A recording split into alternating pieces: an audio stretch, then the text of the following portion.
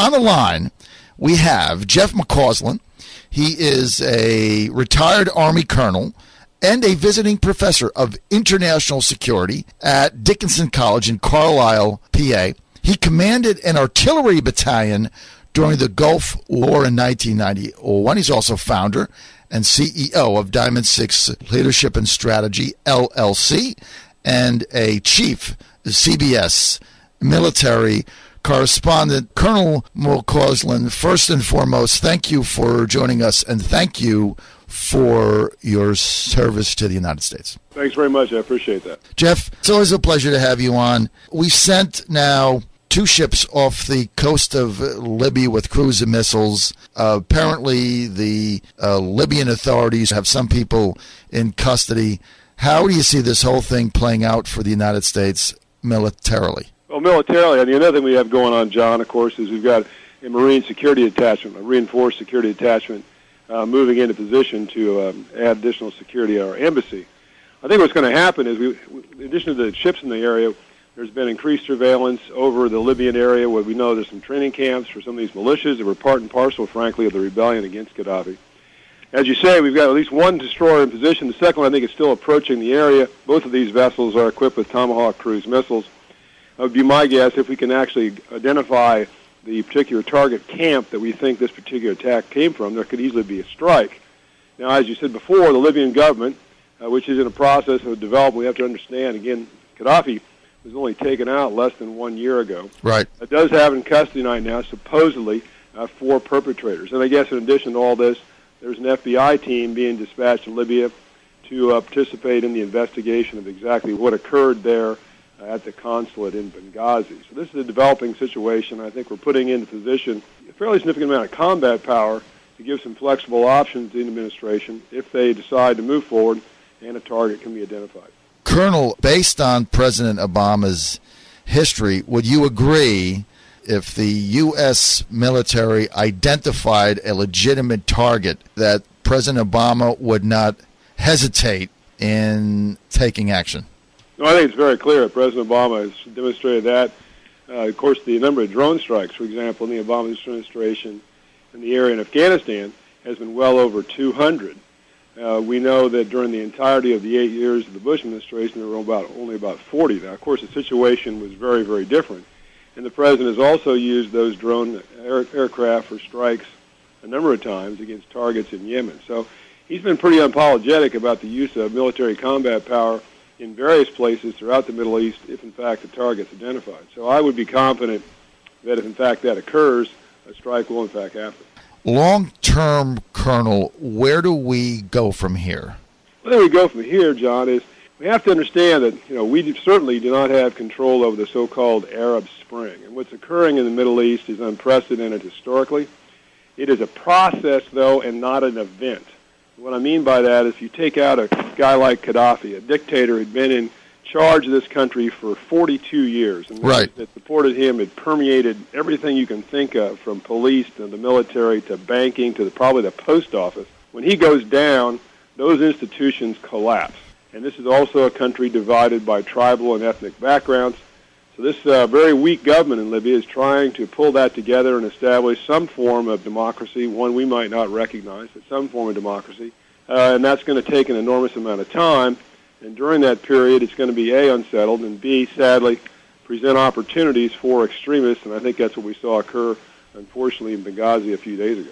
So as you look at what's unfolding now and the mobs that have been generated around our embassies in various areas, I mean, is it safe to say that we're not dealing with a small faction of extremists, but this seems to be sweeping the Middle East? Well, it's sweeping certainly in the context of about 11 countries are involved, but we have to understand in many of these places, where you've got large-scale unemployment, you've got a fairly organized bunch of people, small but organized, you can dial a crowd up pretty fast.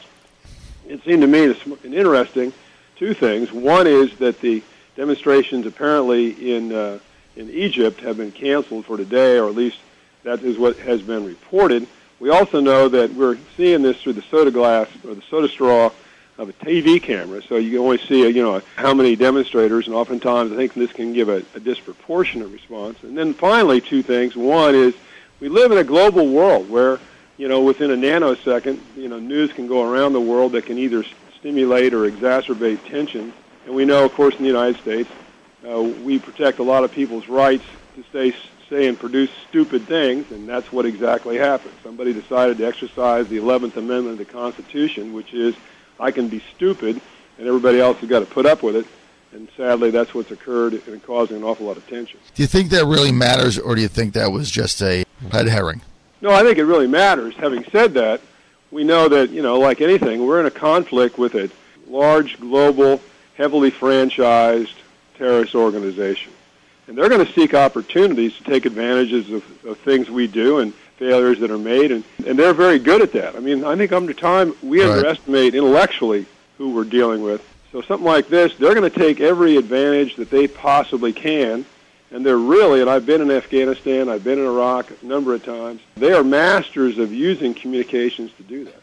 Colonel, final question, and of course hindsight is 20/20.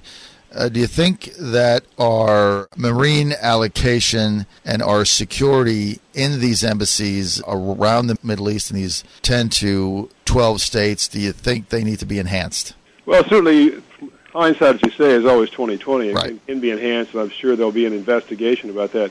But, we have 183 embassies around the world. Right. In many of those countries, we also have a consulate, probably 2 or 3 in larger countries. So we're probably talking 500 or more diplomatic missions around the world. To reinforce those, would, in a significant fashion, would take the entire United States Marine Corps, and they'd have nothing else that they could possibly perform. And we also have to understand, as is part and parcel of diplomacy, the first line of defense of any embassy is the locals, the police. Right. They guard their embassies in Washington. They're supposed to guard our embassy in Cairo. Right. I think the failure that we've seen to begin with is we have to insist very, very clearly with anyone who would like to be an ally of the United States that whether or not they agree with our policies, they have a fundamental diplomatic responsibility to protect American diplomats serving in their country. Full stop. Would you also be of the opinion that if the government of the host country we're in failed to perform in that way, does it still make sense to be sending them billions of dollars? Well, there's long-standing relations, and of course I know you're alluding to Egypt, and I think there will certainly be a reassessment of our relationship with Egypt, the country, but actually we're talking about the relationship with the new Egyptian government that is in fact in charge. And I thought it was interesting that President Obama made the comment just the other day that we don't look upon the Egyptian government that has now recently come to power as our ally, nor do we look at them as our enemy. Mr. Morsi has really come around very rapidly into condemning these things. He was a little slow out of the blocks. Right. I think somebody in Washington and perhaps in his own government said, buddy, you got about $1.3 billion a year in U.S. aid and a ton of money that is generated by American tourists that's about to go down the tubes if you don't pull this together. Yeah, so it seems like in the past 24 hours, President Morsi stepped up. Obviously, money talks, tourism talks, and he did make some statements that were much more reassuring than he did at the outset. That seems to be absolutely the case. But we certainly know, John, this is an evolving situation that will take place over time.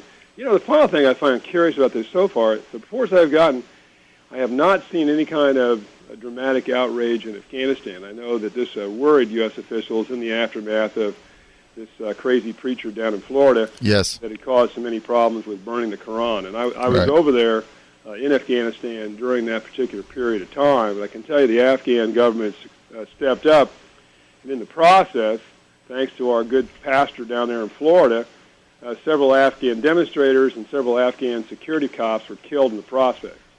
Colonel Jeff McCausland, we want to thank you, sir, for joining us, and thank you for your insight. Bye, Jeff.